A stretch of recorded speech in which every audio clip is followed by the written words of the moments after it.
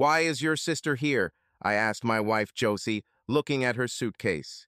She scares me. Wayne, my sister is the most harmless girl on the planet, Josie replied. Can you hurry up? We'll be late.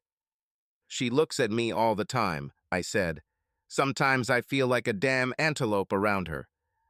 Wayne, you run fast, honey, but not that fast, she laughed. My sister makes you feel like an antelope. I have to tell her about this. My sister is being chased by legions of men like a messiah, and you feel like a deer. You'll have to explain this, dear, but keep getting ready. Okay, I said. Imagine you're on the plains. You're an antelope. You're the biggest and fastest antelope in the whole damn jungle. You're tough. That's me. She laughed. I liked her laugh. He made her seem even younger than her 27 years. Okay, I'm an antelope, and I'm cool, she laughed. I'm the fastest damn antelope in the whole damn jungle. No, it's not you, I said. It's me, remember? I just wanted you to imagine how I feel. Okay, honey, but what does being an antelope have to do with having your hands on my breasts? She asked. I can do whatever I want, I said. I'm cool, remember? So, I'm an antelope and I'm cool. Until your sister comes along. I spot her, and fear runs through me like shit through a goose. Your sister is a cheetah, and she's hungry. Guess what? What's on the menu? Shitty antelope, she asked. Exactly, I said. And next to her, I'm no longer cool. She's shittier than me, and I know it. What's worse, she knows it too. So she sits on a tree branch, watching me. It's a game for her. But this is my damn life. She just sits and looks at me. She's waiting for me to make my move. Common sense tells me not to run. My brain tells me not to run because I'll just be tired when I die. But everything in my DNA tells me to run. Of everyone in the herd, I have the best chance of escaping. I start to breathe more often. Then I realize that she's not really looking at me. She looks at the whole herd. One of the young deer kicks up its hooves as if about to run. I know she'll catch his lumbering ass before he even takes 3 steps. He doesn't stand a chance. He's just a fart with delusions of grandeur. He kicks up his hooves again, and she slowly turns her head in his direction. I take off as if launched with jet thrust. I jump and run, kicking up the ground like the real badass I know I am. I am lightning incarnate. I am the quintessence of movement. I'm a fucking idiot. I feel her claws scratching at my back legs, and suddenly I can't run anymore. She never looked at the whole herd. She only wanted me.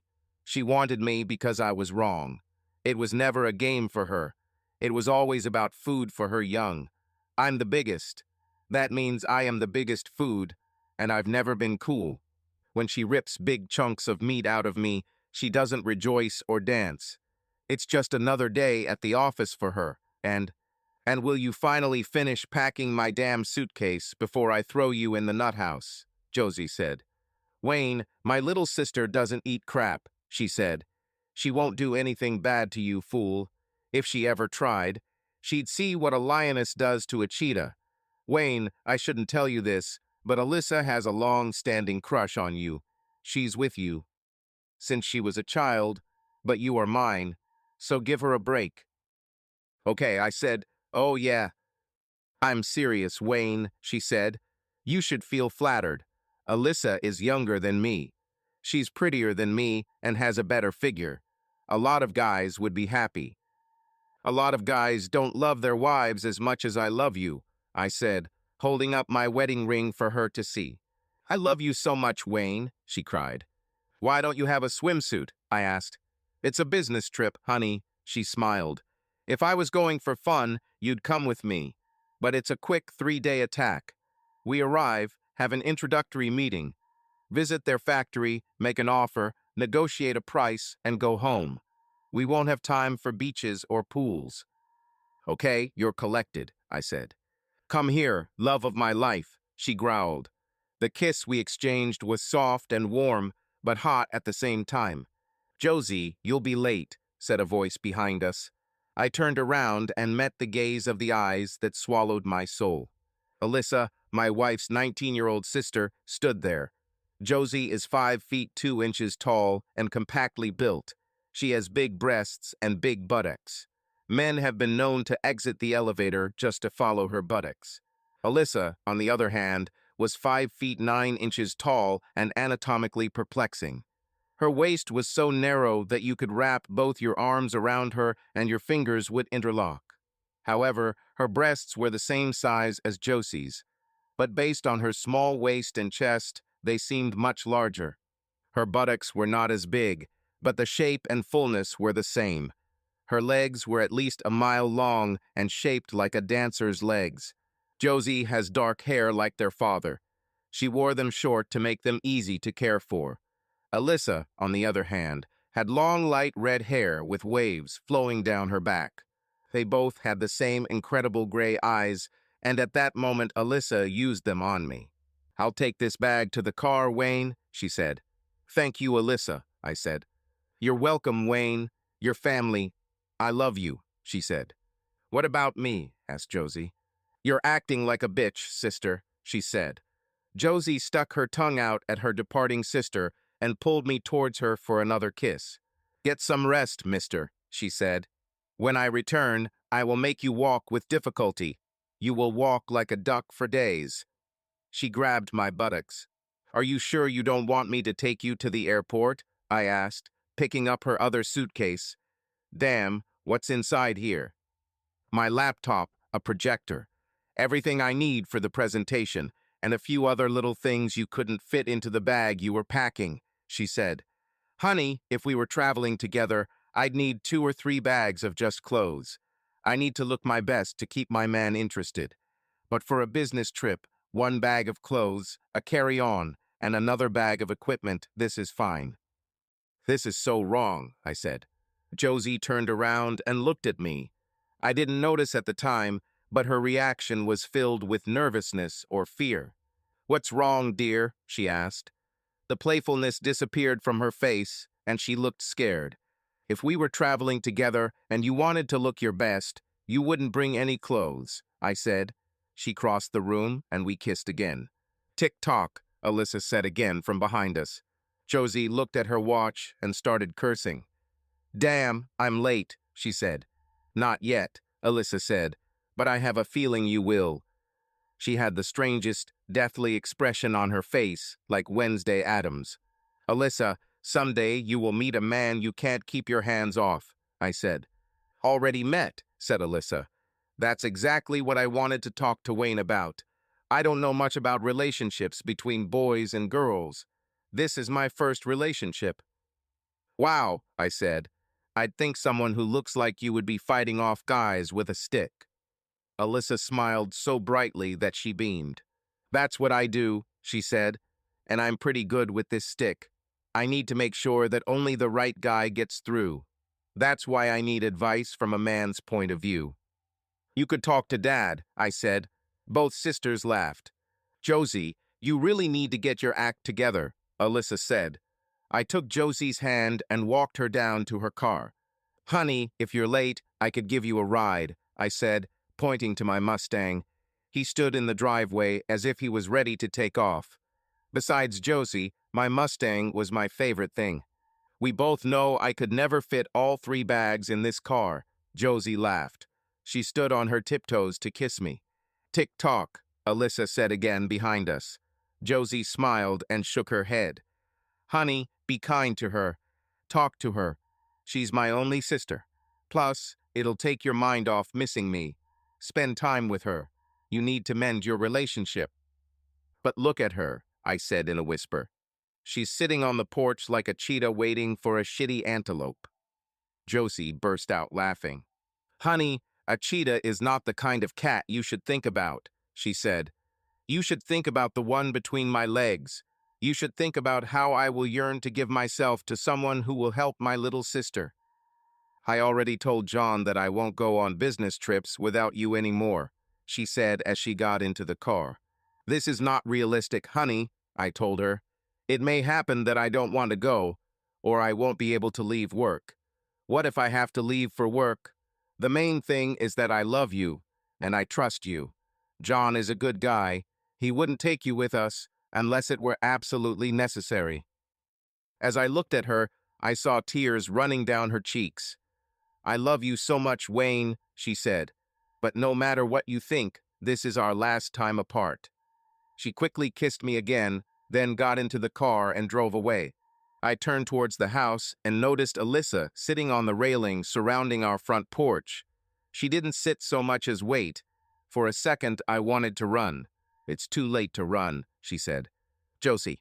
As soon as I parked my car at the airport, I knew I was in trouble. First, I had less than 20 minutes to check in and get to my departure gate. Secondly, my hand luggage was missing. I didn't understand how it happened. I put the bag in the trunk of the car myself. I had no choice. I grabbed 2 bags, one that Wayne had packed and the other full of my equipment. Then I thought, Wayne didn't actually put any of the bags in the trunk. Alyssa put 1 bag in the trunk and I put the other 2 myself. So I must have been mistaken in thinking that I put my carry-on luggage in the trunk. Wayne didn't do this, and my sister had no reason to take my bag. I was probably so worried about the next 3 days that I simply forgot my bag somewhere at home. Since the bag was locked, I had nothing to worry about. Even if Wayne found the bag, he wouldn't damage it just to see what was inside. Since my cell phone was also in my bag, I couldn't call him until I got to the hotel. And if I don't start moving, I won't go anywhere. So I ran through the airport like O.J. Simpson to check in and get to my gate. I made it to the gate literally seconds before boarding began. Some passengers were already boarding the plane. I sat down in my seat next to my boss, John, who looked up as I sat down. "I thought you had changed your mind," he said. "No way," I chuckled. "I've been looking forward to this trip since I got back from the last one." 3 days of sun and fun in Jamaica," he said. "And we both know that most of the time we won't leave the room, right?" I said. "We'll probably get tired at some point," he laughed. "But even tired, the sight of these big old breasts will make me resurrect," he whispered in my ear. "I somehow forgot my hand luggage," I said. "So what?" he said. "Not that important. We're not going to work on this trip."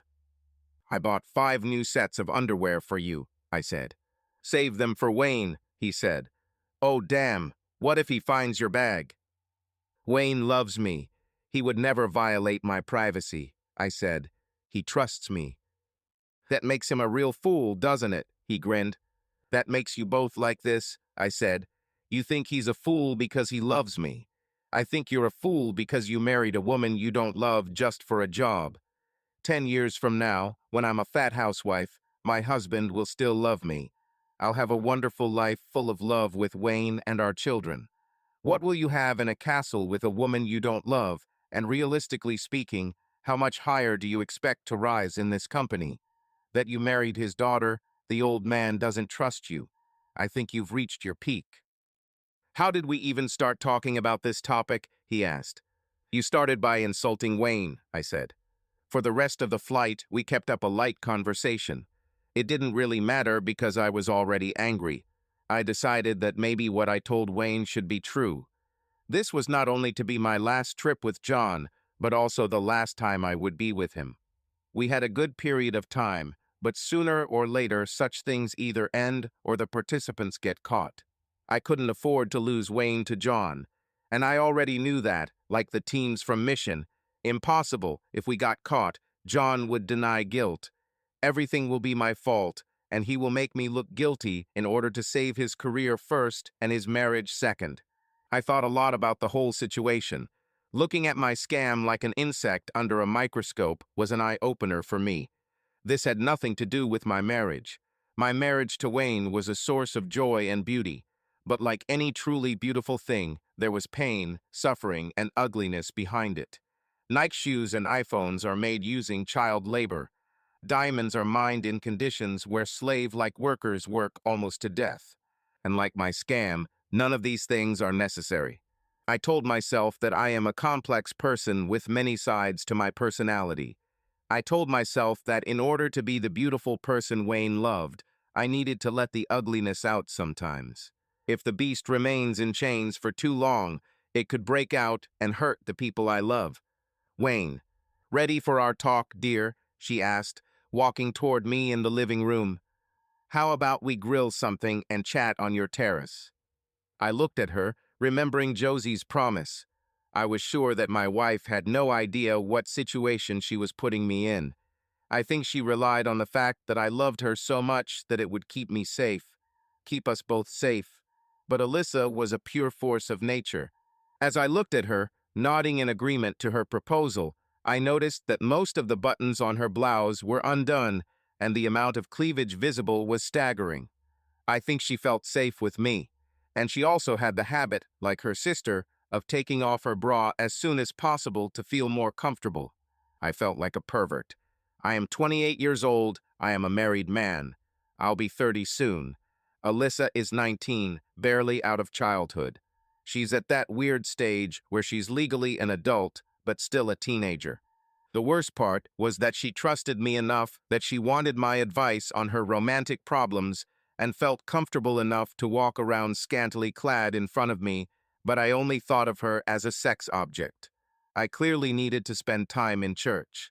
Okay, do a man's business and cook us some meat. I'll make some potatoes real quick.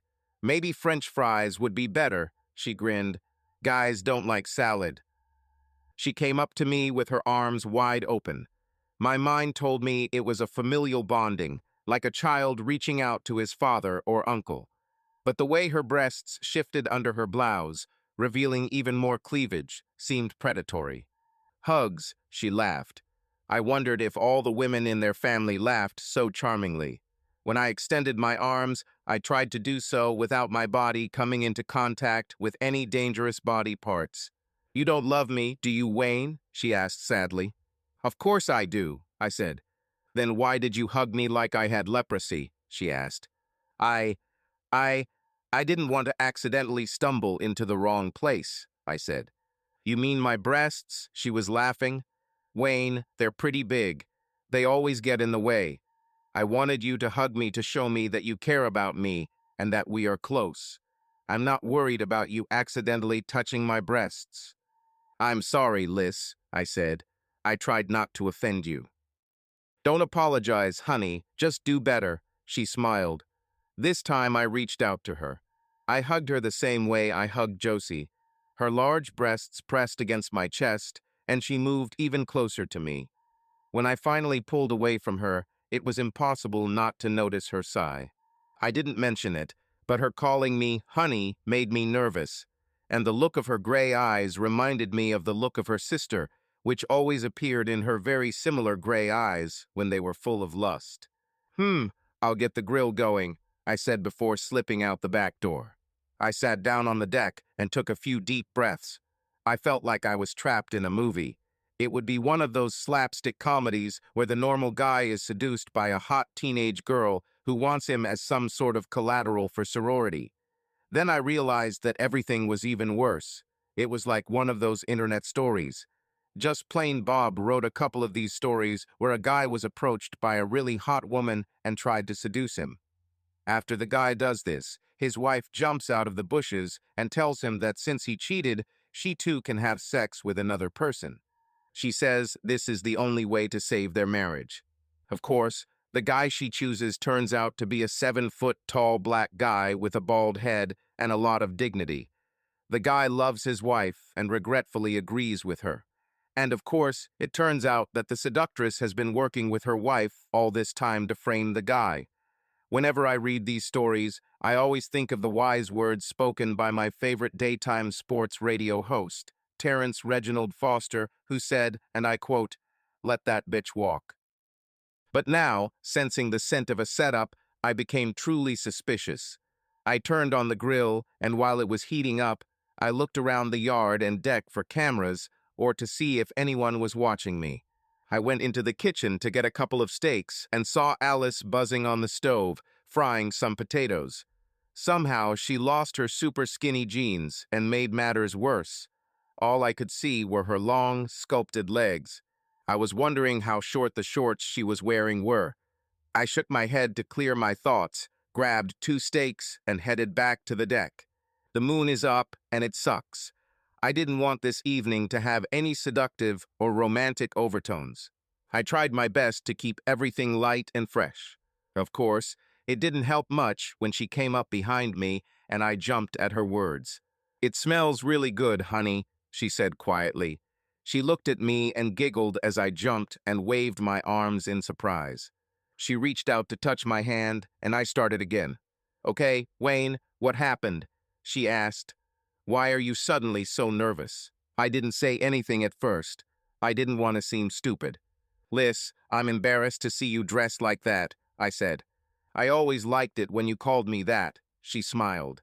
"I don't think you remember coming into my bedroom 5 or 6 years ago to read me stories when I was dressed almost exactly the same."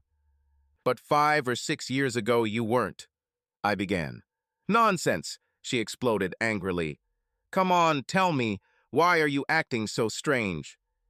I started to invent something, but she stood there, hands on hips, glaring at me. Her blouse sagged, and I saw her breasts in all their glory. They were even more impressive than I imagined. I was dumbfounded. I also noticed that I had been wrong before. Alyssa was not wearing short shorts under her blouse. She was wearing lace panties. "Don't tell me it's my breasts again," she said. "Look, Wayne, you see and touch Josie's breasts all the time, so what's the problem? There must be something else. Spit it out." Again, I thought of making it up, but surprisingly, I told her the truth. I admitted that I loved her, but at that moment I was afraid that she was trying to catch me in something. I told her about the Just Plain Bob story, and before I could finish, she was laughing out loud. She went into the house and flipped the steaks as she walked past the grill. "I don't like them burnt," she said over her shoulder. I knew this was in reference to the fact that Josie actually preferred her meat a little browned. I sat there, stunned, as she went about her business in the house again. I could still hear her laugh from time to time. She returned with French fries, which she placed in a large salad bowl. She placed the bowl on the table in front of me. I flipped the steaks one more time as she went back into the house, still laughing from time to time. When she returned, she was talking on the phone. She turned and looked at me over her shoulder. "Bring us a bottle of wine, dear," she told me. "Alyssa, you're only 19, I said. "You are not yet 21. She silenced me with her imperial hand. "Dad, our dinner is almost ready," she said. "Can I have one glass of wine with dinner like sometimes at home? You know Josie doesn't mind, but you have to tell Wayne. Okay, here he is." I heard my father-in-law's voice telling me to relax a little and let Alyssa have a glass of wine. He told me that she does this at home all the time and that children much younger than her drink wine regularly in Europe. He continued by saying that it was better to let her drink sometimes at home than to go out and drink heavily with friends and get into trouble. Alyssa returned the phone and told him good night, that she would see him tomorrow or the next day. "See, I won't drive after I drink my wine," she chuckled. But, I began. She walked over and removed the steaks from the grill, bringing them to the table. "Now," she said, "I don't know who Plain Bob is, but no one will ever read these stories." I didn't tell her that I was a big fan of his and that I had read every story he had ever written. I also didn't tell her that I had at least 100 of these stories saved on my computer so I could read them whenever I wanted. "Wayne, that doesn't make sense. I mean, if a guy's wife wants to sleep with some big black guy, she won't resort to such ridiculous tricks. She'll just go out and sleep with someone, knowing that her husband won't know unless he comes home and trips over them. Men never notice anything. You guys are pathetic. A man thinks my woman loves me, so she would never cheat on me. So his mind really rejects the possibility of this." "That's funny, Wayne," she said. "You guys can feel when your fuel injector is dirty without even starting the damn car. But, okay, give me an example. Remember what my aunt and uncle went through. Remember when they argued for weeks and they didn't talk to each other. Remember how he thought they were arguing about money? It turned out that she told him that she needed a lot of new clothes because she couldn't fit into her old ones. He finally got angry and told someone that he didn't see the logic in buying her all new clothes just because she couldn't fit her fat ass into the old ones. It would make more sense if she just lost weight. It turned out that she was pregnant with their first child. You guys never notice anything. I nodded because I remembered the story. It took a long time to save this marriage, and to this day, her uncle will answers any question from his wife with just 2 words, "Yes, dear." "Wayne, before we start, I need you to know something," she said, between bites. I was so nervous that I could barely pick at my food. I knew something was going on, and it was out of my control. If Josie wanted me to do something, I would never take her side against you for any reason. "I heard Josie tell you tonight that I have a crush on you," she said to me. She looked at me as she said this. I almost choked on my steak when I saw the look in her eyes. The gray-eyed cheetah is back, and he was hungry. "This is not sympathy," she said. "I love you, Wayne, always have. And I hate Josie. It's not jealousy. My sister has always treated me like crap. When other people are around, she pretends to be someone else. But Josie has a dark side that most people don't even know about. They don't suspect." I laughed. "I've been married to Josie for 6 years," I said. "We dated 2 years before. I was your age when we got married. If she had a dark side, I would have known about it." She just smiled at me. The cheetah was playing with its prey again. "Josie is not here to defend herself right now," I said. "Josie is on vacation far from here," she smiled. "I came to discuss this. There are so many things I want to say." My heart was pounding in my chest. I felt like I needed to lighten up the conversation, so I muttered the first thing that came to mind. "You know, I like girls a little older," I said. She simply smiled the same smile, but her eyes became a little brighter. She got up and returned to the house. When she returned, she came straight to me and threw something at my feet. I was so nervous that I couldn't take my eyes off her gray eyes. "What is this?" she asked. I looked to see what she had dropped on the floor. It was Josie's bag. "You stole Josie's bag," I exclaimed in surprise. "Oh God, you're so cute," she said. "I can't wait for you to be just as devoted to me." She picked up her bag and placed it on the table. "Wayne, let's get started," she grinned. "Why is Josie's bag locked? Think about it. There's no point in locking it when she should have had it on the plane with her." She paused to give me time to process her words. "Josie played with your head, honey. She made you pack her bags. Why would a woman let her husband pack her bags? Do you remember how you told her there wasn't a swimsuit in the bag? Josie let you pack one of her bags while I packed the one that contained her laptop and all her business luggage. It was done to distract you from this bag, dear." She went to the kitchen and returned with a knife. "No," I said. "You can't cut Joe's bag." One look from her cheetah eyes, and the antelope fell silent. She cut the thick fabric of the bag, then looked at me. "Wayne, I would never do anything bad to you," she said. "Ready to see the Matrix?" I just nodded. For some reason, I felt like I had to follow Alyssa wherever she led. Alyssa took out a bunch of silk and lace lingerie from her bag. "Wow," I said. "I didn't know my wife wore seamless panties," she said. "And why did she take them with her on a business trip, especially if you're not going with her?" She showed me several sets of lingerie that became more and more revealing. "When was the last time she wore that for you?" she asked with a raised eyebrow accusingly. I just looked at her like a deer caught in the headlights of a car. She said. "Most of these things still have tags on them. It's like she bought them for this trip." She took Josie's cell phone out of her bag and placed it on the table. "Wayne, you know we are a very close family, right?" she said. My mind was spinning. My heart was breaking. And I had no protection. "I don't want to be too personal, but did you know that Josie was planning to stop taking the pills so you could have a baby?" she continued. "She discussed this with her mom a few weeks ago. It takes a woman a few weeks to a month to become fertile, so Josie should still have been safe. But you know my sister. She doesn't like to take risks. That's probably why she needed these." I watched in horror as Alyssa pulled out packs of condoms. "Damn, there are a lot of them," she exclaimed. "There must be at least 50 here." She looked at me. Are you sure you weren't supposed to go on this trip? She asked. Alyssa, leave me alone, I replied sharply. Wayne, I'm sorry, she said very quietly. I couldn't hold back any longer. I sank onto the table, trying to hold back my tears. A lot of people think I'm a very strong guy, but my heart just broke. Alyssa came over and hugged me. She kissed me tenderly on the cheek. Wayne, I would never hurt you, she said. But you had to find out.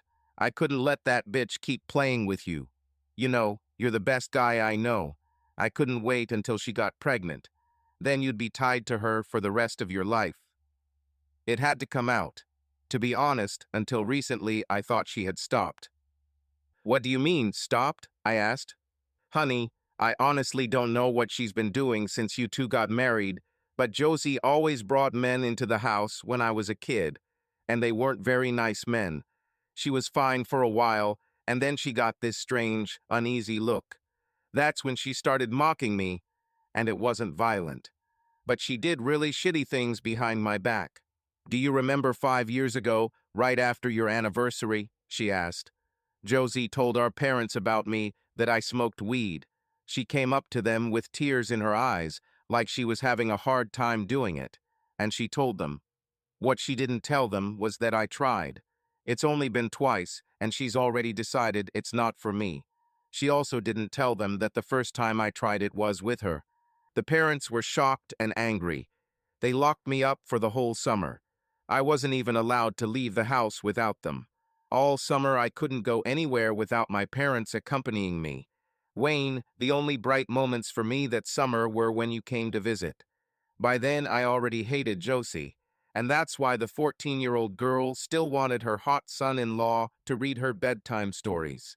Think about it, Wayne, I could read very well on my own. I was in high school. I already had breasts. They weren't as big as they are now, but back then they also held up well when you were around. Josie is not the woman you thought she was. I know it's hard for you, but it has to come out. She grabbed the phone from the table. What's her password? She asked. 5150, I said. I was still trying to comprehend what was happening. Alyssa sat down next to me. We were so close that we were touching each other as she looked through her phone. My mind was spinning in 100 directions. Wayne, honey, I'm not a cheetah. I'm a tigress. I'll protect what's mine from any damn threat in the jungle. Nothing can hurt you, especially not some lousy lioness, she said. A few minutes later, she pushed the phone towards me. She showed me a series of text messages and emails that went on for almost 2 years. It was almost as long as she had been working with John. It looks like they started right after she started working with him. This was the last straw. I stood up and walked into the house with Alyssa following me. I grabbed the phone from the table and called Josie. I heard the phone ring, and after a couple of rings, she answered. Josie, what the hell is wrong with you? I shouted. She can't hear you, honey, Alyssa said from behind me. Remember, we have her number right here, and it's only been about 3 hours since she left. Wayne, I want you to take a couple of days to calm down and think about this. Anything you want to do or say to her can wait until she comes back. But she will. I couldn't even finish my sentence. She will sleep with her boss, Alyssa finished. News of the day. She's been doing this for years. The only difference is that now you know about it. You need to calm down and start deciding what you want to do next. I sat down on the sofa and Alyssa brought me a glass of wine, which I left on the table outside. We sat in the dark, drinking wine and silently. After some time, Alyssa started telling me things. She told me how much she always cared about me, and she was telling me how she didn't think Josie deserved me. At some point, she asked me if I wanted revenge, and I told her I was going to beat John up as soon as I saw him. She asked me how that even meant anything. John is not the one who cheated on you, honey, she said. He didn't swear an oath to be faithful to you. My bitch sister did. You can't hit a girl, I said. My tongue felt very furry. At the same time, I felt a little dizzy and blurry. Oh boy, I muttered. Oh boy, what? Asked Alyssa. She had that hungry cheetah look again. And then I realized that she was stroking me through my pants. Liz, stop it, I said loudly. Revenge, she said quietly. This will hit Josie the hardest. It doesn't even have to be your revenge against her. It could be my revenge for all the twisted things she's done to me over the years. I can't do this to you, Liz, I mumbled. You're like my little sister. I can't use you. You have to start seeing me differently, honey, she said. I'm not your sister, and you're not using me. I'm using you. She stopped talking and kissed me. When our lips touched, I saw stars and explosions. She put her hand between us. She unbuttoned my pants and pulled down the zipper. I started to say something, but she put her finger on my lips to silence me. Don't think, she said. Just feel it. Before I knew how it happened, she took off my pants and boxers. She threw off her blouse and pulled her panties down her long legs. Then she climbed back on me, and we had sex. The next morning, I woke up with a naked 19-year-old goddess stretched out on top of me. My head was pounding, and my whole life flashed before my eyes. I was dead. Josie will kill me. I had no idea why I was naked and in bed with her little sister. I tried to slowly get out of bed. Maybe if I wasn't in bed when she woke up, I could fix something. Perhaps if she had been as stunned as I was, she would not have remembered what happened. I moved slowly and carefully. I looked at Alyssa and was scared. There were small bite marks on her neck. She looked like she had been attacked by a vampire. There were also small red marks on her chest, and her breasts were incredibly beautiful. They were about the same size as Josie's, but somehow they seemed different. They rose and fell, pressing against her chest with every breath. I admired her toned stomach and thought about its beauty. Perhaps it was her youth, but her body was magnificent. Yes, I thought to myself, I can tell all the guys in prison about this. I had no idea how to get out of bed without waking her. She moaned when I tried to move, which froze me in place. I've been dreaming about this for so long. But could we sleep a little more? I'm tired, baby, she purred. I was shocked. I wondered where she thought she was, and with whom. Suddenly, the phone rang. The ringing was abrupt as it broke the morning silence. Our phone had a caller ID system that announced the name of the caller. Calling from Jamaica in hotel and resort, said a female robotic voice. I then started to move in the present. Everything started to come back to my memory. But no matter how fast I thought, Alyssa was faster. Her eyes opened instantly and her hand moved just as quickly. Don't even think about answering the damn phone, she hissed. She stared at me to make sure I understood. Don't you remember what we talked about last night? Alyssa, I'm dizzy, I said. I don't remember much about last night. A very strange expression appeared on her face. I'm so sorry, honey, I said. I must have been completely out of my mind. I'll never drink again. Look, I don't know what I can do or say to fix this. So you don't remember when we talked and found out that the bitch you married was cheating on you? She asked. Suddenly, it started coming back. The pain returned first, quickly followed by anger. Yes, I remember it now, I said. That still doesn't explain or justify it. I said, pointing at us. All I can say is that I was out of my mind, and I will do whatever you want to fix it. Wayne, don't worry about it, she said. It was bound to happen sooner or later. What was going to happen sooner or later? I asked. You know, she said. Sex. First time. It happens to everyone. You mean? I started, but my head exploded and I fought the urge to throw up. Last night it was. Yes, she smiled. You were my first, but... I rushed to the bathroom. I made it to the toilet just in time. Everything that was in my stomach came out. Alyssa was there, and there were tears in her eyes. She pushed me into the shower and hugged me. I tried to push her away, but she refused to let go. Warm water poured on us, and we just stood under it for a while. Alyssa, I'll take you home, I said. What the hell are you talking about? She asked. You know, I said, last night was just wrong. No matter how upset I was about Josie, I should never have taken it out on you. Your parents will hate me. Let's make breakfast together, she smiled. We need to talk, honey. I think you're a little confused. She took my hand, and we walked into the kitchen, still naked. I went into my room and grabbed a robe and clean boxers. Alyssa winked at me as I walked back into the kitchen. She was still naked and didn't seem constrained at all. Alyssa, don't you want to wear at least something? I asked. How many eggs do you want? She asked. No eggs, please. Just bacon, coffee, juice, and some of those cinnamon waffles, I said. Oh, I'll take that too, she said. So, Wayne, what do you think happened last night? She asked. I was upset to find out that my wife, your sister, the woman I thought I loved, had been cheating on me for at least 2 years. I think I got drunk and took advantage of you. I took something very important from you, and I never can't fix this, I said. She laughed. Honey, that's not what happened at all. It's not even close, she said. She pushed me into a chair. Wayne, baby, you only had half a glass of wine. I did everything I could to seduce you. I tried all evening. I walked around the house in front of you, wearing only a pair of very small panties, with my breasts out. So what yours I was looking for? I shrugged. They always say on TV that just because a woman is dressed provocatively doesn't mean she's looking for sex. I thought you just felt at home here, I told her. Wayne, I would only dress like that in front of you, honey. I wouldn't even let my dad see me like that, and it still didn't work. I had you on drugs. That's why you feel like this now. I gave you a combination of drugs for sex and Viagra, she said. I feel really bad about it now, but you have to understand, I was desperate. I felt like last night might have been my only chance.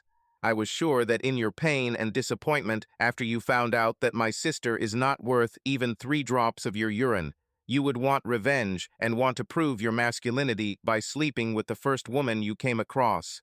And here I am, trembling in front of you, showing you my breasts, and you did nothing. Do you know how long I spent planning last night? I watched a lot of adult films to learn how to give pleasure. I didn't even get to try it all the way, she said. Every time I turned you on again, you came back between my legs. I'm sorry I was such a disappointment, Alyssa, I said. I'm sure your next boyfriend will be better. Before I knew what happened, she slapped me in the face as hard as she could. Who's the next guy? She screamed. Do you really think I'm a bitch like the one you married? I wiped her tears and led her out of the kitchen and into the living room. Alyssa, I'm sorry, I said. I just want you to be happy. Wayne, last night wasn't ideal, she said. It didn't go the way I planned, but it was wonderful. Wayne, I know Viagra played a big role, but you made love to me 6 times. But Liz, you deserve so much more, I said. Your first time was supposed to be. The conversation was interrupted by the phone ringing. Don't answer, she said. We need a day to get over what she's doing. I want you to be strong when you talk to her. That's why we're resting today. We walked up to the table, and the phone kept ringing in the background. Wayne, can we talk about last night? She asked between bites. Are you ever going to get dressed? I asked. You like it, she winked. You like to look at it, and you like to touch it. I, on the other hand, like that you like it. Josie was never happy with what she had, Alyssa said. She always wanted to have her cake and eat it too. I'm different. I've always appreciated simple things. So now you call me simple, I said. She started giggling, and the happiness in her gray eyes made me forget about my upset. She took my hand and led me not to the sofa, but to my bedroom. She kissed me and pushed me back onto the bed. This time our connection was slow and romantic. We kissed and hugged, holding each other throughout the entire act. Hold me and hold me, Wayne, she insisted. I feel so loved. Josie, it was the worst vacation of my entire life. The flight was difficult. The flight attendants looked at me like I was a bitch, and I had to buy condoms from the store on the ground floor of our hotel. This made half the staff think I was an approachable girl. John and I finally made it to our room. He didn't seem to care that all the underwear I bought for our trip was gone. He opened his suitcase and took out his gear. He tied me up. He then took out a whip and started hitting my ass. Damn, "What's wrong with you?" I screamed. "We're coming home in 2 days and my husband will be expecting us to have sex. How am I supposed to explain the big red bump on my butt?" "Sorry," he said. "I'll apply the cream when we're done."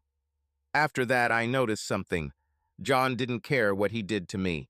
He untied me to have sex, and that was it. "I'm going to go out for a bit," he said. Sex, it felt so raunchy and liberating to just have sex. It was like my husband Wayne just going out for a run. He didn't have to run anywhere in particular. There was no imminent threat of death, and he just went out and ran. Sex with John was the same. There was nothing attached to it. I had no emotional connection with John. I wasn't trying to create or maintain any kind of romantic relationship or have a child. It was just simple physical sex. But lying in this strange bed, a little guilt crept into me. Strangely, I didn't feel guilty about sex. It was my fault that I left Wayne in the first place. I have to admit that Wayne was the perfect husband. He loved me without question, and he supported everything I wanted to do. He was really good looking, but he didn't seem to know it. Even my idiot sister was in love with him. I enjoyed teasing her with him so much, knowing that she had no chance with him. Wayne was all mine. He worshipped me. It was funny because Wayne grew up to be a typical nerd. He was smart almost to a fault, especially when it came to computers and all that nonsense. But I could turn him into a babbling idiot just by unfastening a couple of buttons. But I saw the signs, even if Wayne didn't. I was built like a woman on my mother's side. We were all short and stocky, with big breasts and big butts. When I looked at myself in the mirror lately, I saw cellulite, a small area that disappeared when I tensed my gluteal muscles, but it was there. I went on a diet and started exercising more, but it was a battle I couldn't win. I could stay healthy, and I was only 28 years old, but my body would eventually lose out to fat. Wayne wouldn't care. He loved me for who I am. But I knew deep down that it was time to stop being naughty and give him children. It was an exciting time in Wayne's life. I saw the future stretching out before him, and I knew I needed to bind us together in something more powerful than just love. Children would anchor us together. I learned all this from my mother. She was barely over 5 feet tall and weighed over 200 pounds. She was cheerful and happy because she knew that my father would never leave her. My father was tall and still athletic at almost 60 years old. He could choose among old women, but he was bound by his family. They had a family together, and my father was a family man. The same will happen to Wayne. My worthless bitch sister, Alyssa, had no such problems. Alyssa was truly a miracle. I hated her for this. Everyone in my mother's family was short and stocky.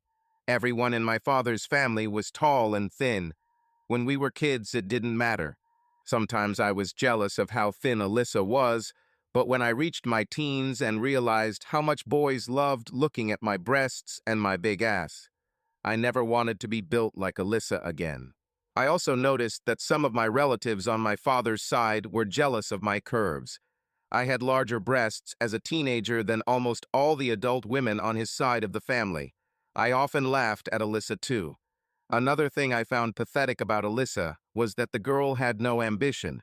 Her progress at school, her grades in school were average at best, and she was completely uncompetitive. She was my funny, stocky little one-sister. And then it happened. Almost overnight, her thick blonde hair took on a surprising reddish tint. The completely natural highlights looked like she'd paid a ton of money for them at the salon, and some boys began to pay attention to her. She became taller, and her thin legs, like bean sprouts, became fuller. They had to do this because her ass became wider and rounder, and suddenly there were boys at the door whom she shyly told to go home. Then one day I saw him in the laundry basket. It was a bra. It was too small to belong to me or my mother, but it was a sign. I started doing everything I could to discredit her. I pointed out to my parents everything she did wrong. I liked causing her trouble. I think it was jealousy more than anything else. Alyssa seemingly defied the odds and was born with the best traits of both sides of the family. She was tall and skinny, but she had big breasts and an incredible ass. It just wasn't fair, and I was determined to make the little bitch pay for it. But when I met Wayne, I didn't care anymore. To be honest, I forgot about how I tortured Alyssa. I loved holding Wayne in front of her. From the first day I brought him home, I saw that she was in love with him.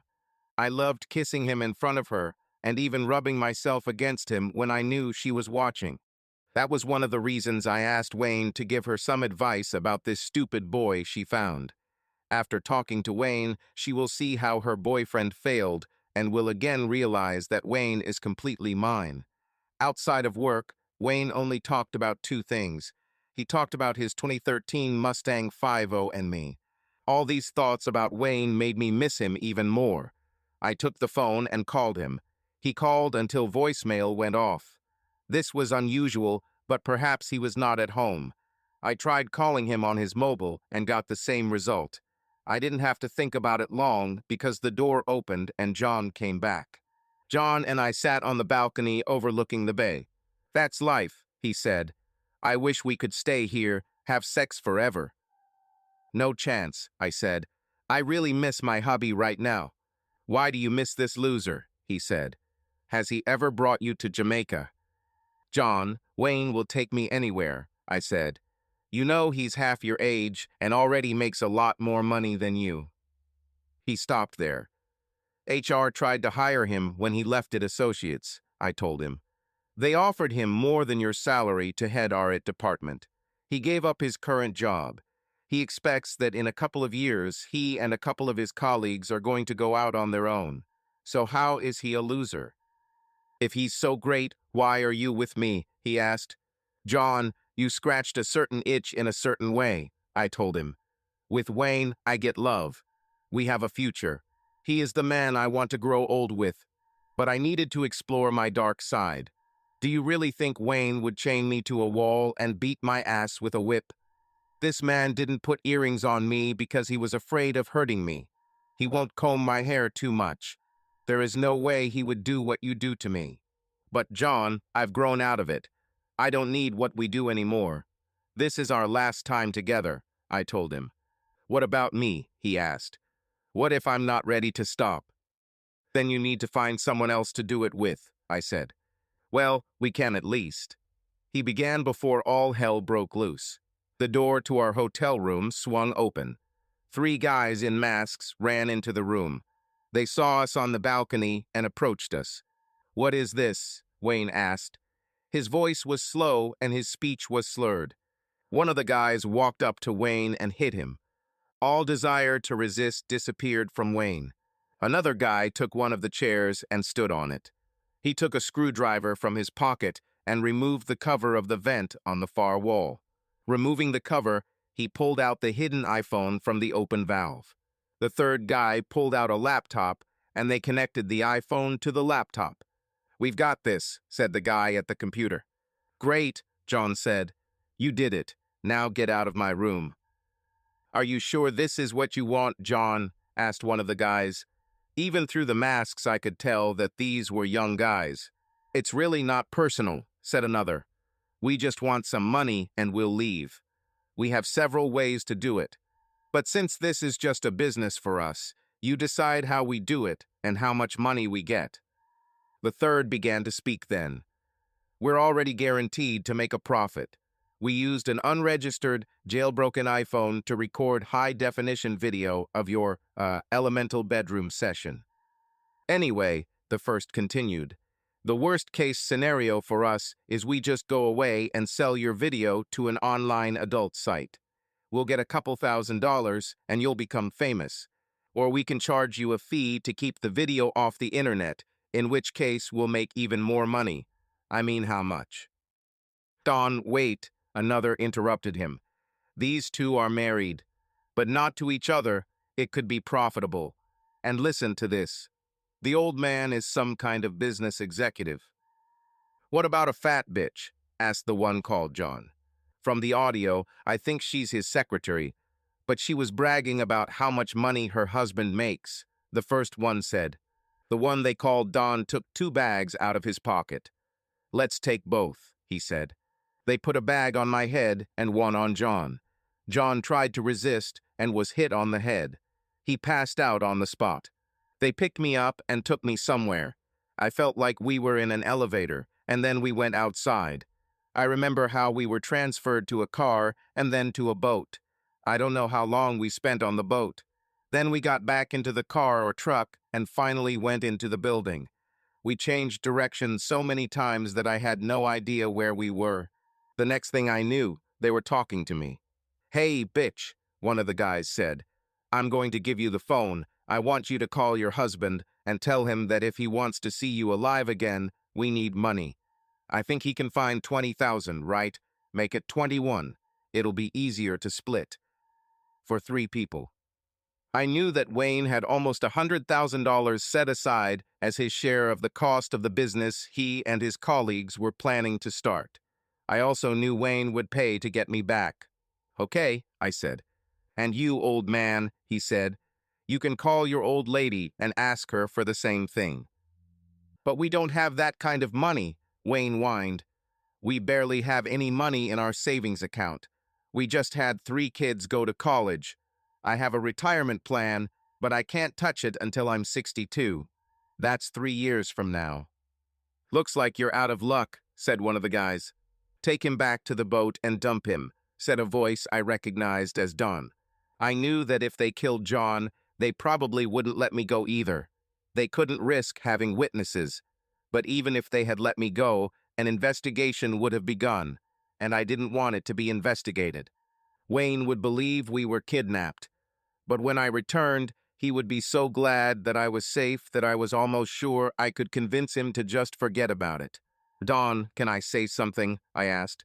"What the hell do you want?" he asked. "I want us all to get what we want," I said. "I want to make a deal." "Start talking, fatty," he said.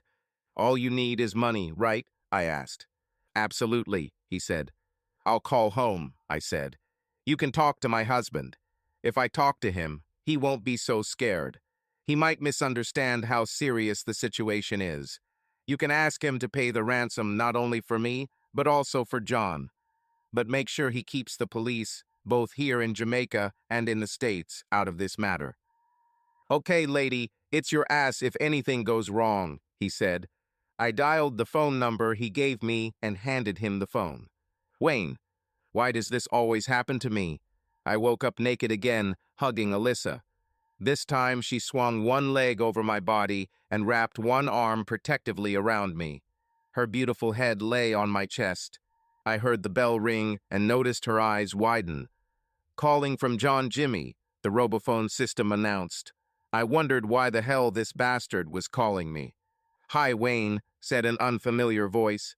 "Let me hand the phone to your wife for a second." The next thing I heard was Josie's voice. "Darling, this is not a joke," she said. "I need your help. I swear I will return every cent." The voice returned to the phone. "Wayne, how's your day going?" he asked. "Actually, this is one of the best days of my life," I said. "Oh boy, I'm sorry to spoil this, but please remember that this is just business. Nothing personal here, so let's get started. My associates and I are here in beautiful Jamaica, and we have your plump wife and her boss is a lover." He paused, but there was no sign of shock through the phone. Wayne didn't react at all. "Wayne, you don't seem surprised that they are together. In any case, if you want her back, I need you to wire me $42,000 tomorrow morning. To be fair, I should say that only half of that amount is for your wife. She seemed to believe that you would be willing to pay for the return of her lover as well. If not, then you only need half the money, and I will be quite willing to dispose of her boss so that there is no trace of him left." I didn't know what to say. "I realize this is quite shocking news," he continued. "What time is it in Michigan?" "It's just past noon," I said. "And it's Sunday. I'm not sure I'll be able to collect the money until late tomorrow morning. I can't just withdraw it from the ATM." "I completely understand," he replied. "Let's move it forward 24 hours then. Tomorrow morning, I'll call you again with the name to transfer the money to. I think Western Union would be best. And you explain to the people at your bank and at the Western Union office what you're buying." "Boat.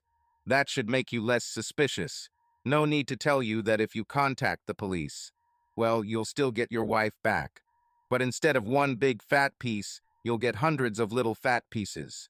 I'll call you back later to talk about some very interesting videos that you might not want anyone to see. Goodbye, Wayne, and get back to what you were doing. The phone clicked, cutting off the connection, leaving me in shock. I'm calling the police, Alyssa said. No, Lissa, they could hurt Josie, I said. The police always ruin things. Let them spoil it, she said. It wouldn't be our fault, and she cheated on you anyway. Why would you even want to get her back? We're married, I said. Not anymore, she snorted. I'll never let her hurt you again. She began to get dressed and, passing by, kissed me. Call me fool, she said. I thought your name was Alyssa, I said. Ha ha, she said. Wayne, I'd do anything for you. But I love you too much to watch you do this to yourself again. When you're tired of Josie's crap, put me first, okay?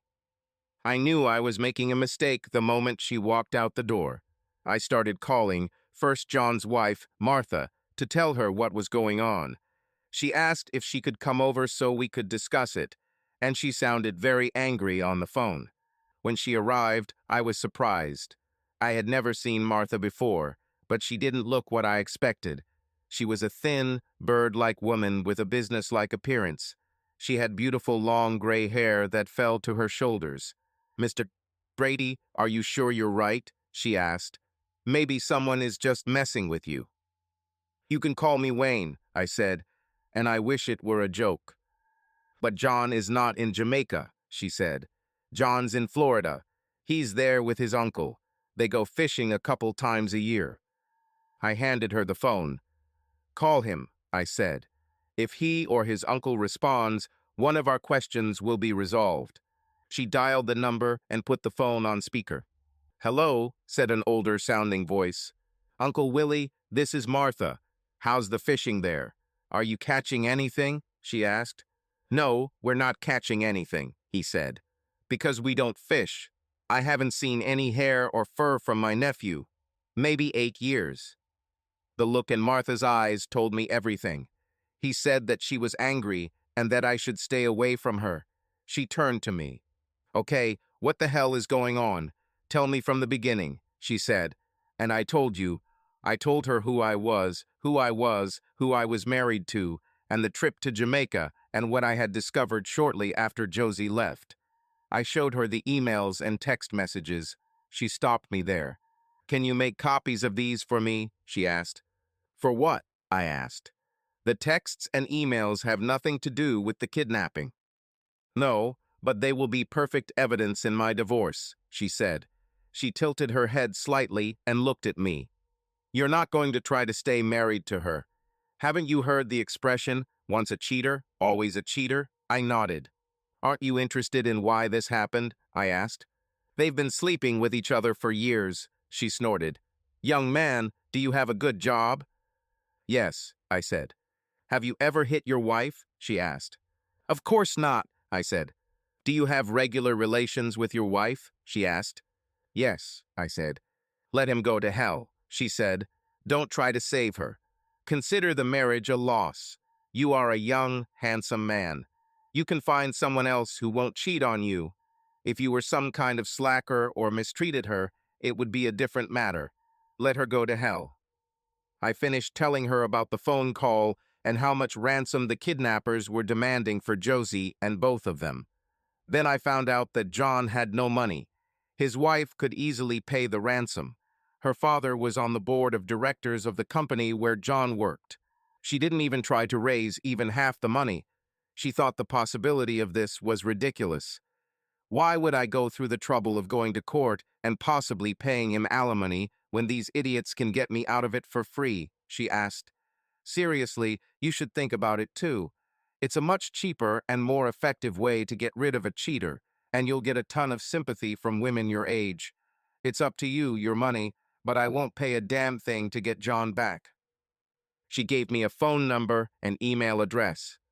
Send copies to this number or write to this address, she said. It was nice to meet you, young man. And then she left, She stopped at the door. If you talk to John, tell him that if he somehow survives this situation, he should not even think about returning home. Tell him that he no longer has a home, family, and children. I sat down on the sofa and took my head in my hands. Then the tears started. I wondered why the hell all this was happening to me. Somewhere in my thoughts, two very soft arms hugged me. I won't leave you alone in this, she said. But for the record, I agree with that old woman. Let her go to hell. She got herself into this. She got herself into this. Let her get out of it. I won't be able to get the money until tomorrow, I said. Are you really going to pay for both of them? She asked. I must, I said. This is right. Are you going to pay money to save a guy who sleeps with your wife behind your back? She asked, shaking her head. I just nodded. Okay, Boy Scout, she said, kissing me. Ride the car with me, and then take me home and get into bed with me. Alyssa, I said. Wayne, if Josie wasn't in your life, is it possible that we could have been together? No, Alyssa, I said. That wouldn't be right. Your parents would hate me. I'm married to your sister. Forget all this, Wayne, she said. Could we be together? I looked at her. I looked into her beautiful eyes and nodded. I love you, Alyssa, I said. At least as much as I loved what I thought Josie was, maybe even more. Go for a walk, she said. I started the Mustang and drove out of the garage. We drove around, looked at different places, and tried to forget about what I had to do the next day. When it got dark, we went home. I let Alyssa direct me to a place that she said had great food. We took food with us. 20 minutes later, we were eating on our porch under a beautiful moon. How will this all end? She asked. Tomorrow I will pay for the return of your sister and her lover. They will return home. I will file for divorce. Once the divorce is finalized, we will wait for a while and then start dating. Then we will talk to your parents, and if they give us their blessing, we're getting engaged, I said. So you're going to marry me knowing what my sister turned out to be? She asked. You're not like her, Alyssa, I said. Is this right for you? I know this will take a long time, but I want you to have the opportunity to step back. You have your whole life ahead of you. Darling, if only you knew, she said. If you only knew how long I've been waiting for this. We went to bed and made love slowly and wonderfully. We fell asleep in each other's arms. We woke up early on Monday. We prepared breakfast and sat on the sofa together. I went to the bank and got the cash to transfer while Alyssa sat on the phone. When I returned, we were waiting for the call, which never came. Around 11 in the morning, Alyssa began unbuttoning our clothes. Sometime after noon, we were lying on the couch, kissing, when suddenly the phone rang. Thank you, honey, Josie said over the phone. I just want to remind you that I love you and will return every penny of your money. I know it has to go towards your business. Wayne, I don't know how I can ever thank you enough for. John began. Go to hell, John, I said. Martha told me to tell you not to even think about returning home. She said that you no longer have a home, family, and children. Wayne, I know we need to talk, Josie said. I need to explain everything Josie, you don't need to explain anything. There's no reason to, I said. Wayne, as soon as you sent the money, they let us go. We woke up in the morning in our usual hotel room. From what I understand, they took us out for a walk, put us on a boat, and brought us back to our room. They kept us in the dark so that we wouldn't know we were back here. As soon as you handed over the money, it disappeared, she said. I'll be on the next plane home, honey. We'll get through this. When did you send the money? Alyssa asked. I didn't send it, I told her. You've been here this whole time. I have cash, but no one asked for it. Do you think it was some kind of joke? Honey, I have a feeling, she said. Look, don't tell Josie you didn't send the money, okay? Why? I asked. Before she could answer me, the phone rang again. Hi, Wayne, said the voice on the phone. This is Dawn Aldak. Do you remember me? Yes, I said. I just received a call from my wife. She said that you have already let her go. Yes, we did it, he said. Our goals have been achieved. Money was never our goal. We wanted to help a friend. Our friend is more than happy. Before we leave, I have a parting gift for you. He gave me a very long web address, and then he hung up. Josie, for the first time during the whole trip, I was lucky. I was able to exchange my ticket and transfer to an earlier flight home. I couldn't wait to get out of Jamaica. I understand that blaming the whole country for what I myself did was stupid. The hotel was beautiful, as was the little nature that I managed to see. The locals, real Jamaicans, were very friendly. What happened to me was entirely my fault. The men who kidnapped us. I was no longer sure that we were really kidnapped. It was more like an elaborate joke. But whatever it was, the men who did it sounded American. Perhaps these were students performing some kind of student ritual. Except for the time they hit John on the head, and he asked for it, they never hurt us. They also never threatened us. I'm sure that, with the exception of time in the car or truck, and a short time on the boat, we never left our room. I remember falling asleep on the sofa in the evening and waking up the next morning when the maid came into the room. She even announced herself upon entering the room. I took the bag off my head and found myself in our hotel room, which was immaculately clean. Our kidnappers have apparently erased all traces of their presence. The names they called each other were funny. I didn't pay attention to this while we were in their captivity. Don Aldak, Mickey Mouse, and El Murfad, with his obviously fake Spanish accent, seemed more and more like students. But they were so professional that they took almost $50,000 from us.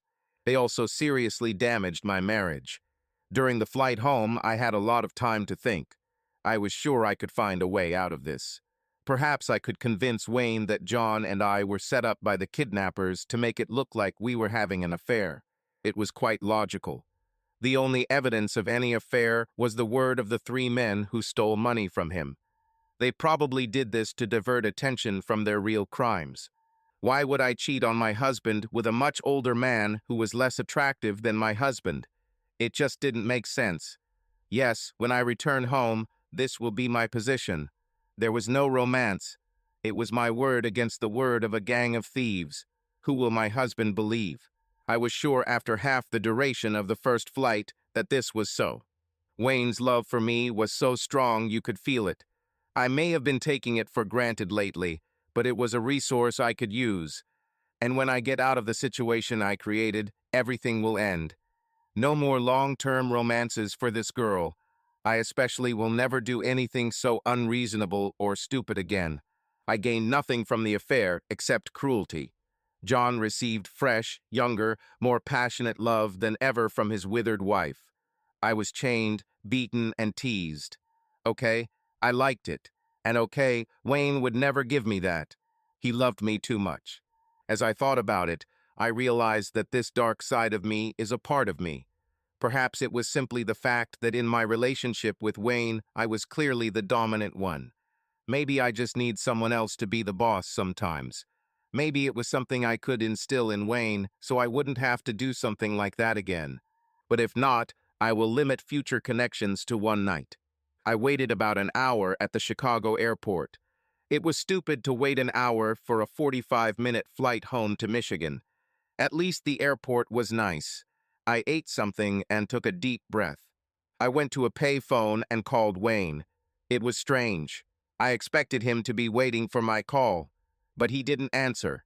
I left him a message that I would be at the airport in about an hour and asked him to meet me. I told him that I loved him and that we had something to talk about. When I arrived at the airport, I looked around for Wayne, but he was nowhere to be seen. I was about to get into a taxi when I noticed my father. He took one of my bags and directed me towards the exit. He put my stuff in the back of his F-150 extended cab and opened the door for me. My sister was sitting in the back seat, as usual, and didn't even look up from her phone. She was quickly typing something into her iPhone and had the biggest smile on her face. This surprised me. Alyssa was absolutely radiant. Her hair shone and seemed sparkling every time a ray of sun fell on it. As usual, All this hair was pulled back into a ponytail. She also didn't wear makeup. She was wearing old jeans and her favorite pink sneakers. She was wearing a pink hoodie over another sweatshirt. I think she wore all those boyish things to hide her huge breasts. I went through this phase before I met Wayne. I didn't feel comfortable with my body, so I tried to hide it. But if I looked like her, I would walk around as naked as possible. As usual, Alyssa was just stupid. I guess things didn't work out for her with the guy she was courting. "So what's up with you and Wayne?" asked my father.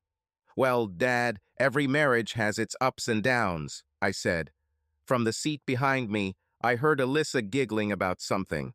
I assumed it was a message on her phone. "I think he's a little upset about my sudden business trip. But he was fine before this," I said. "He's not okay now," my father said as we pulled up to my house. I ran out onto the porch and took out my keys. I noticed my dad standing in front of the garage and Alyssa looking at me from the truck.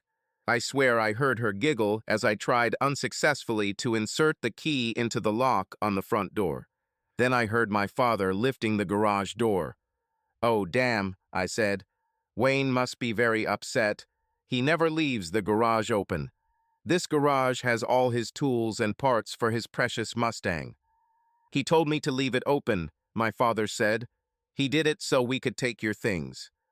Suddenly, I couldn't control my fingers. My keys fell to the ground. My father began loading garbage bags and boxes of my clothes and personal items into the back of his truck. I swear I heard my sister giggling in the truck while typing messages. "Dad, what did he say?" I asked him angrily. "Pretty much nothing. Just like you when I asked you a little earlier and you told me that bullshit about ups and downs," my father said. Alyssa laughed loudly at this moment. "He said it would be better if you tell everything yourself," said my father. "I think you're onto something. Or maybe he just doesn't like the idea of his wife moving halfway across the planet with another man." "But Dad, it was just a business trip," I told him. "And Wayne was fine. Right, Alyssa? You were there right before I left on the trip. Wasn't he fine?" She looked up from her phone long enough to mutter a few words. "I don't think he was okay," she said. "I think he agreed with what you wanted, like he always does, whether he likes it or not. So please don't drag me into your business." Her choice of words was too random. "You seem quite disturbed by this," my father said. "Do you think you can drive?" "Dad, you know I can't drive this truck," I said. "It's mechanics." "I was talking about that fancy car Wayne bought you. He said you should take it," he said. "Take it where?" I asked. "Where does he want me to go?" "Alyssa, get out of the truck and drive your sister's car home," my father said. He looked at me with a sad expression on his face. "Wayne thinks some time apart might help you both work things out," he said. The ride home was silent. My father apparently didn't want to upset me, so we didn't talk much. Over the next few days, I called Wayne at least 100 times.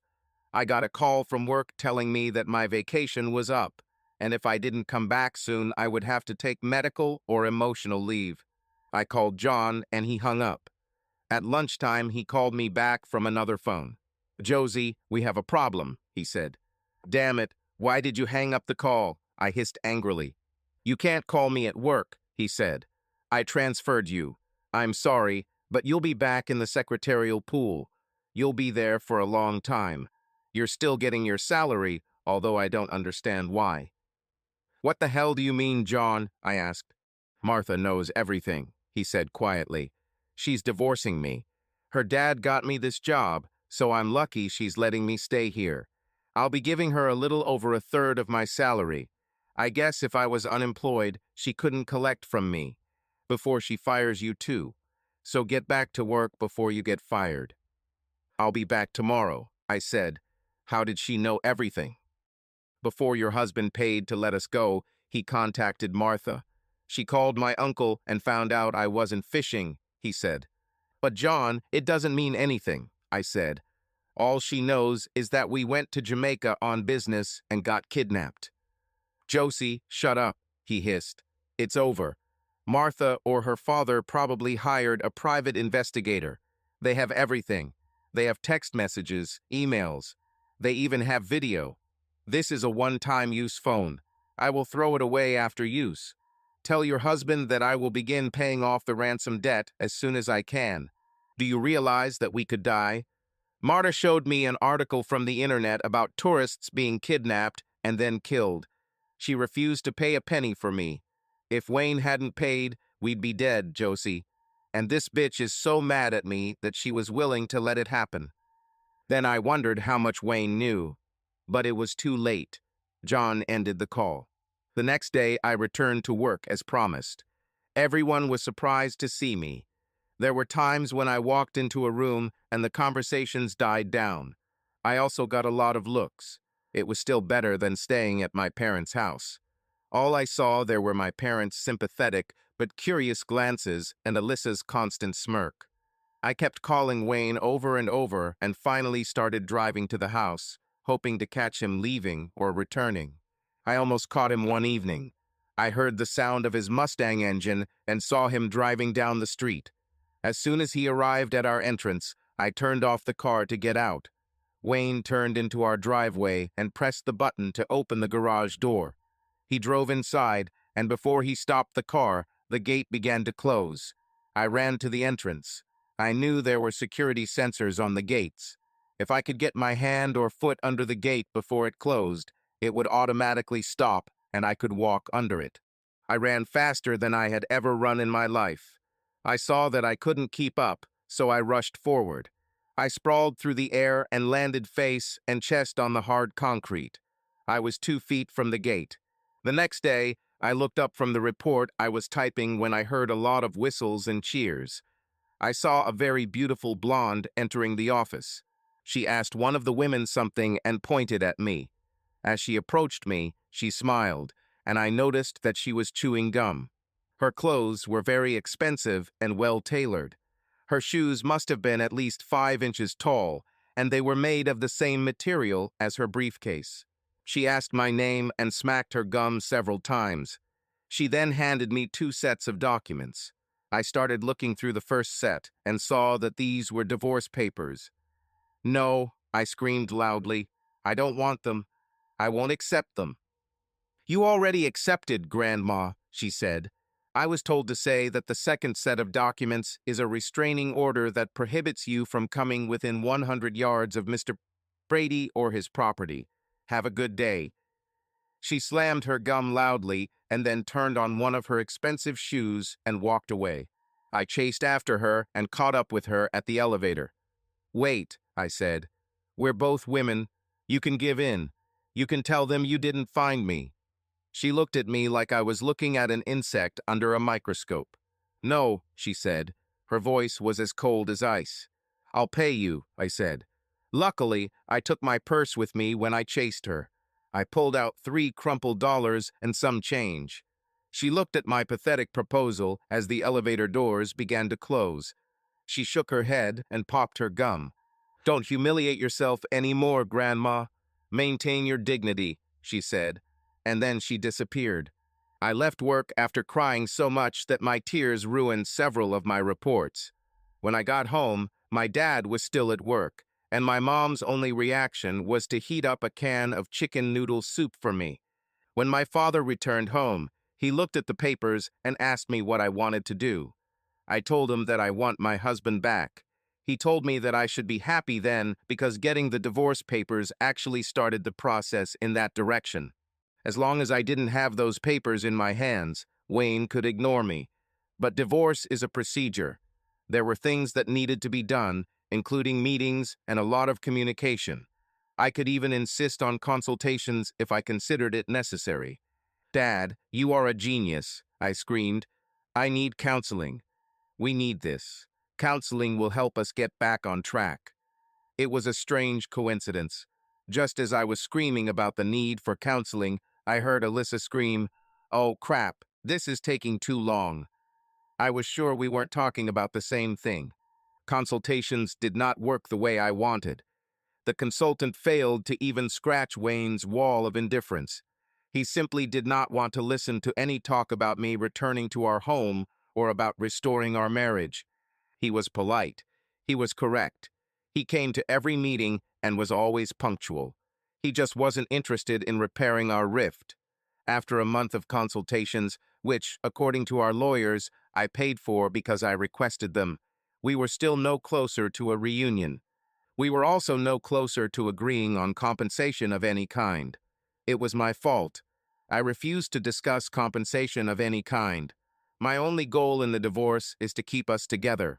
We moved on to arbitration. The arbitrator proposed an agreement based on normal divorce rules. Since we had only been married for 6 years, I wasn't entitled to much. We also had no children, and we were both healthy and under 30.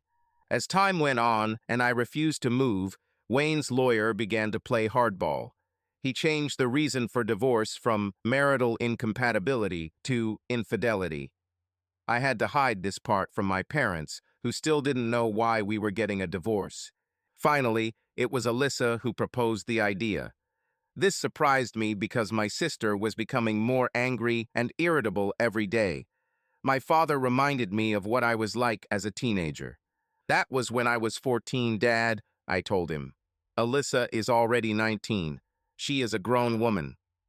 I wish she would act like an adult and go to college or get married or something like that, he said. I wish she had half the enthusiasm and motivation you had. You always got what you wanted, he said. Alyssa just grinned at him and me when he said that. Alyssa's suggestion was to have a barbecue in the backyard. We would invite Wayne and sit in the yard discussing our problems and trying to find a solution. I tried calling Wayne to invite him, but he still refused to take my calls. My mom called him at work. Wayne always loved my parents, so he couldn't refuse her.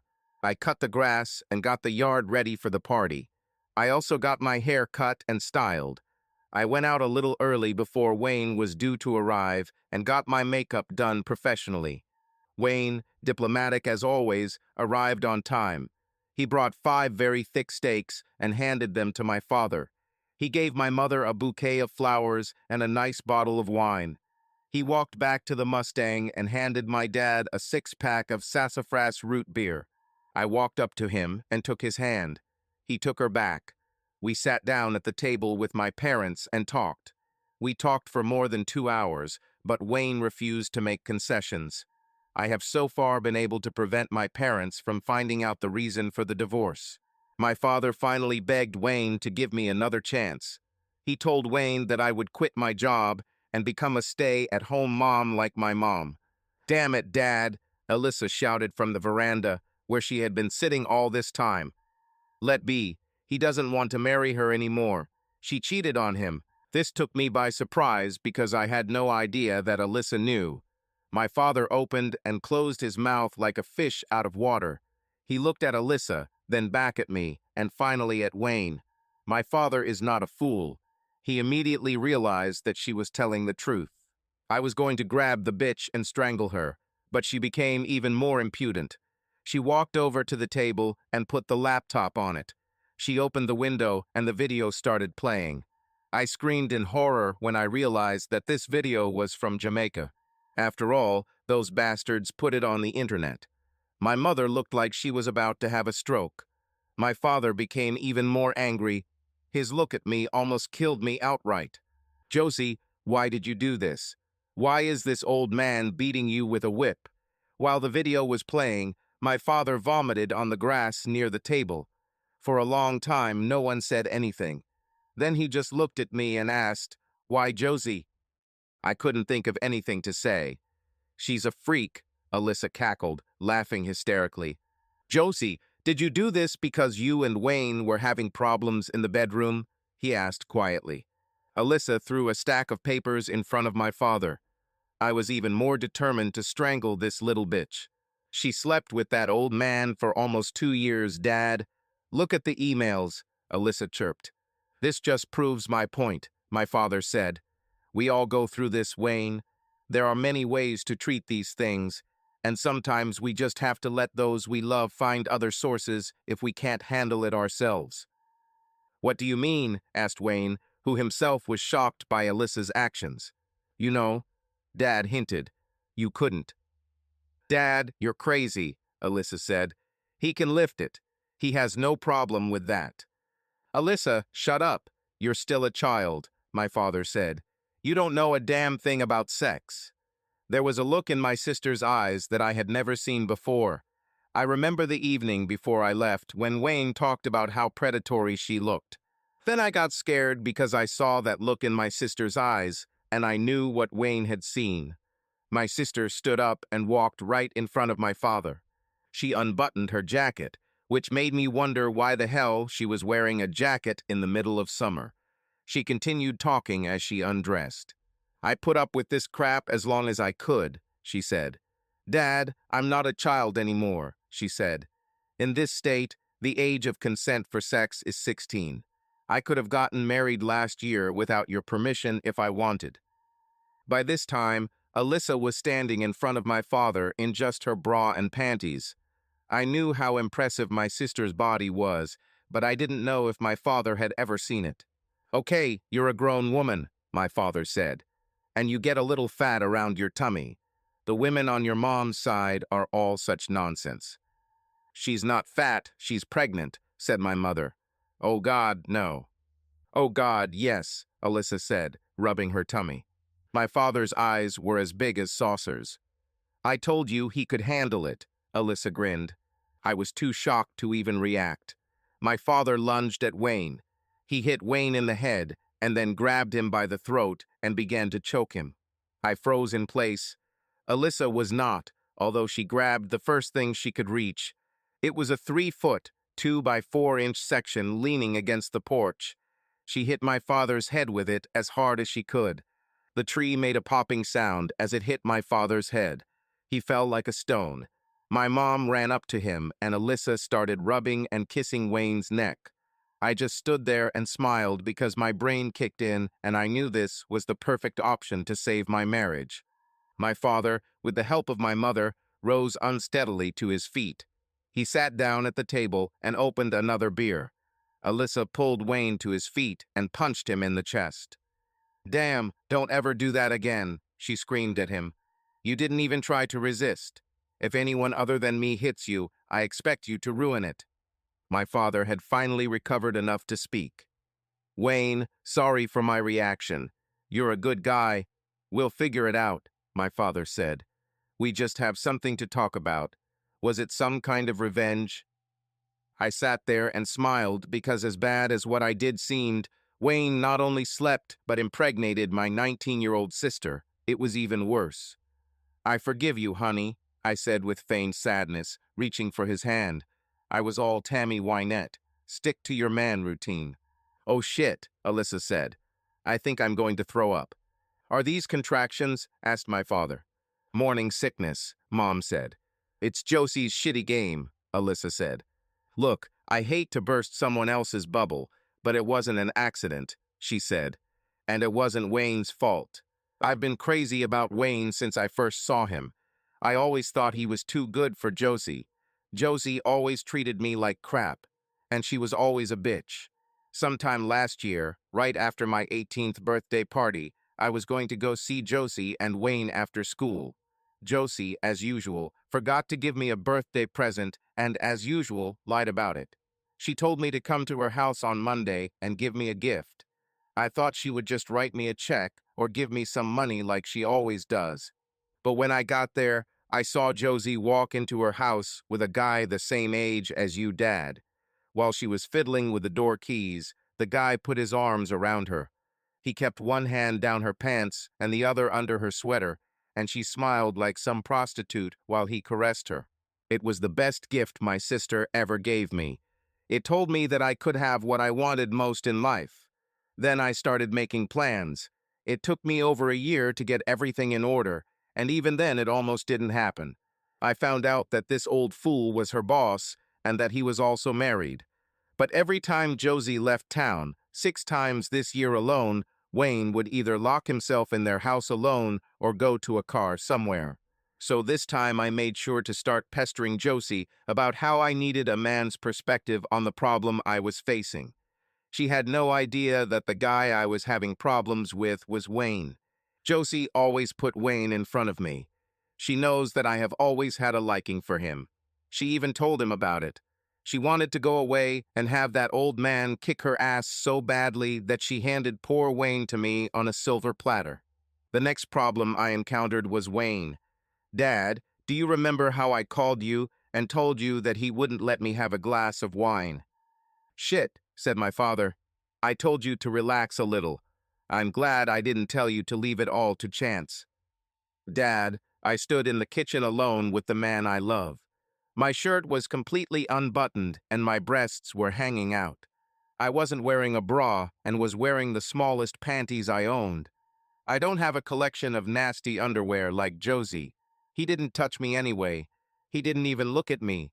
And every time I got close enough to touch him, he fucking moved away from me. Listening to my sister's story about seduction, I realized that things were not going well for me. I began to puzzle over the decision when my mother, who was smiling like Alyssa, was asked a question.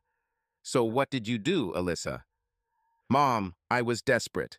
I knew this was my only chance, Alyssa said. I showed him all these messages and emails between Josie and her boss. But all this upset him. Even then, he began to look for reasons to forgive her. He thought that perhaps she was being blackmailed. I want to do this, Mom. What did you do, Alyssa? Asked my dad. I drugged him, Alyssa said. I used a combination plate of date, sex, drugs, and Viagra. It worked like a charm. We did this all night, and for the record, I'm not some easy girl. This was my first time. I probably got pregnant then, but my window for conception was still open for the next 3 days. The next morning was important. Any woman can get a guy under the influence of substances, but I need him to show me 2 more things: that he could want me without being pumped up by something, and secondly, he could make love to me and also just have me. Honestly, I have no idea why Josie would even want another man. That's because it's all a game to you, I shouted at her. My marriage is not something you can play with, Alyssa. From what you just told me, it occurs to me that you can still get an abortion, get your ass back completely, and go to college next month. From what you just told me, you can totally kick your ass, Alyssa hissed at me. Nobody touches my baby. So what are you planning, honey? Asked my mother. You know that your father and I will help you in any way we can, but what about Wayne and your sister? Mom, I don't have to plan anything anymore, she said. Josie's marriage is over. She threw it down the toilet herself. It is impossible to save him, and no matter how much I would like to hear that you and Dad want to help me, I do not need it. You said it yourself, Daddy. Wayne is a good guy. He will never leave his child. If I walked out of this house right now, I wouldn't get to the end of the block before he stopped there. The Mustang will take me home. My father looked at my mother. They both shrugged. If you really want to help me, convince Josie to just sign the papers and turn herself in. It doesn't matter to me. I can let Wayne's case be denied and just wait 5 years for it to pass muster. There is no law in the world that says he must live with her just because they are married. But I assume that you, the grandparents, want all your grandchildren to be born from married families. Are you having twins? My mom asked. I was still in shock. No, Mom, but I don't think this will be our last child. I see at least 3 or 4, I said. Then Mom and Dad looked at me. You are all crazy, I said. I will not give this little bitch my husband. Wayne and I will figure this out. Alyssa put her clothes back on and stood up. Wayne, tell my father that you love me and promise to always take care of me and our children unless I do something stupid like Josie, she said. As I watched with tears in my eyes, Wayne told my father exactly what Alyssa had said.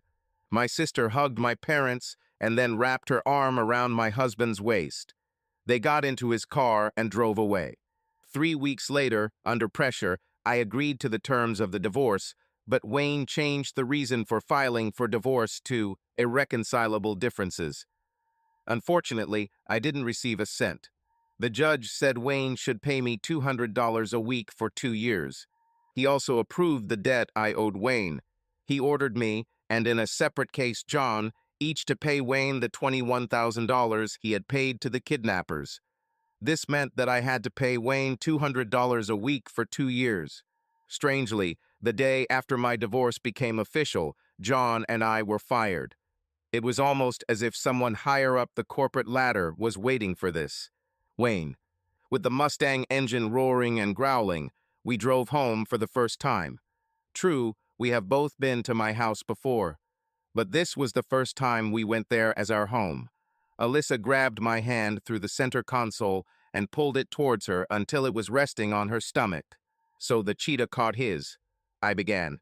"I told you I'm a tigress," she grinned, "and now we will have a cub." "You still caught me," I said. "No, honey. I saved you," she smiled. "Wayne, do you love me? Are you happy with how things turned out?" "Very," I said. When we arrived at the house, she began to open the connecting door to the house. I carefully pulled her hand out. "We need to go in through the front door this time," I said. "Why?" she asked. "First of all, the neighbors need to see you. I want them to know this is your home too," I said. "Secondly, there is a tradition." I picked her up.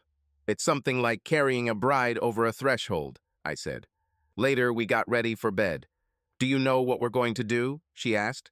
I stretched out on the bed, and she climbed in next to me. "Are you sure this is a good idea? Because of the baby, you know." "I think it's a good idea, and it won't hurt the baby in any way. She'll love it, and her mom really needs it." "Do I need to go buy some provocative underwear?" she grinned. "Wayne, I just want to use your love tonight." "I don't want to lose your love tonight," I told her. "You'll never lose her," she said, starting to kiss me. Alyssa told me a few days after she moved in with me that Don Aldak and Mickey Mouse were her friends whom she asked to stage a fake kidnapping. They never intended to take the money. Their goal was to convince me that Josie was cheating. Alyssa was lucky with her bag on wheels, and their help was not needed. But it helped to finally prove to me that Josie was cheating. From that day on, there were no more secrets between us. We lived happily ever after. Josie. I disowned my sister.